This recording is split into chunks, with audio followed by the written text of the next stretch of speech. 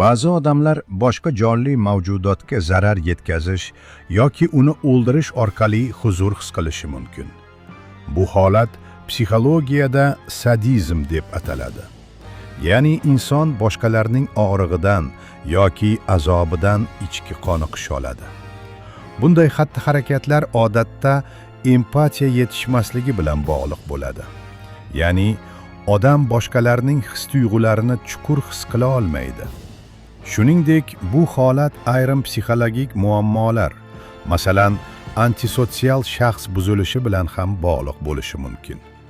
Ko'pincha bunday hissiyotlar bolalikdagi og'ir tajribalar, zo'ravon muhit yoki ruhiy jarohatlar natijasida shakllanadi.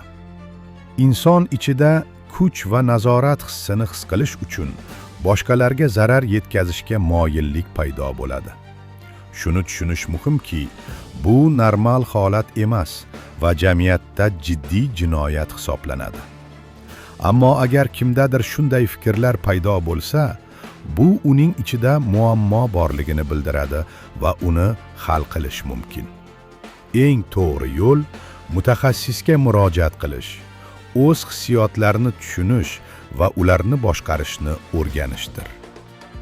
Har qanday inson o'zini o'zgartira oladi va to'g'ri yo'lni tanlashi mumkin.